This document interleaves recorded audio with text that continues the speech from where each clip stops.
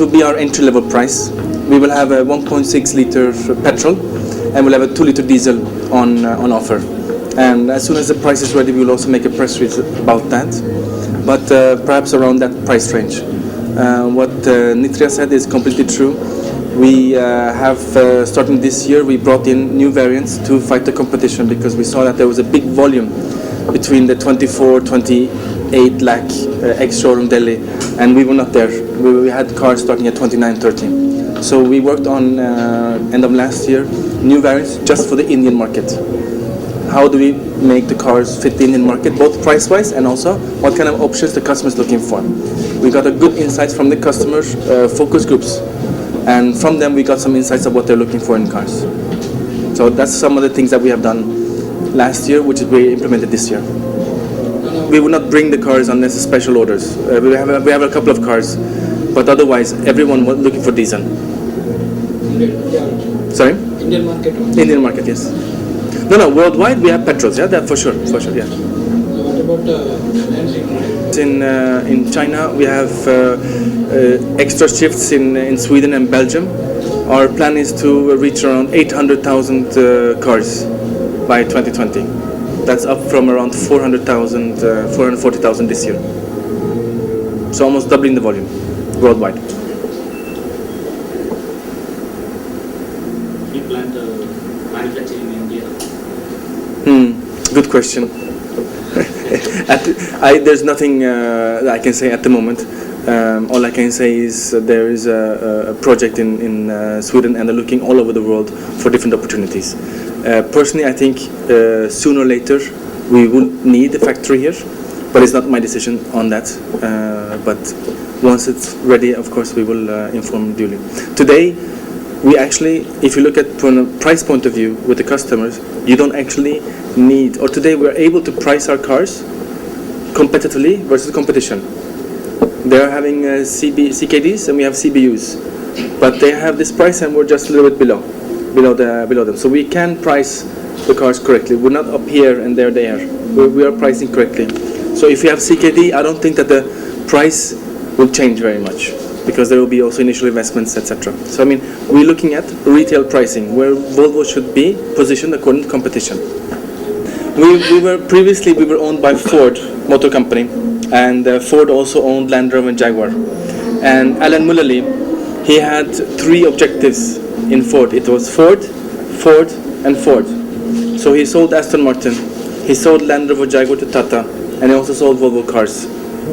And the last 2 years with Ford, there was no much investment. There was plans to invest a lot in India in 2008 and 9 and 10. But initially when Volvo came into India. Yeah, so there was a lot of plans to really go in big. But Ford, or our parent company, was not very interested in that. But now we are an independent company, we're a standalone company, and we've been like this for almost 2 years now. Almost 2 years, and it's going fantastic. We have a new CEO and we have a great ambition forward. The new cars coming out are just fantastic. I can't wait to bring them to India. That's so. We were a little bit sleeping, a little bit. Our parents, the company, did not want to invest, but now all that has changed. End of last year, the CEO said, "Go for it. We have to be in India. We have to be there for the long term." I'm not a finance person, but I would say it's a lot of money. But we will, of course, invest in new dealerships. We will invest in our own office. We will invest in other things. That will also create labor opportunities. So only this year we have doubled the size of our office. If in the coming to 2020, I think today we have around 12 sites around India. By 2020 we would have 43 sites. And if you think at each site you would have maybe 20-25 people, then you're adding 150, 200 people as job opportunities for India. So that's one aspect of the equation. I tell you, we have other safety features as well in the car. Our cars are very, very fast. We have recently produced an S60 Polestar. It goes from 0 to 100 in 3.9 seconds. We beat the M class, the M3, and we beat the RS4. Audi. We're fast, 3.9 seconds from 0 to 100.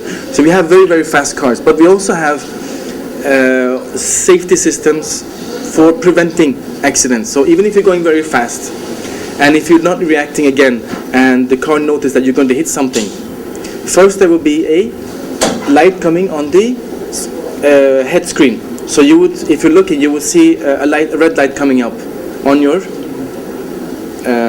windshield. If you don't react, then that toot sound will come. Please, sir, stop braking. You're going to hit the car in front of you. You're going 200 kilometers an hour. The car in front of you is only going 80. After 10 seconds, you're going to hit the car. You have not realized it. If you still don't, the car will start braking. So we have all of that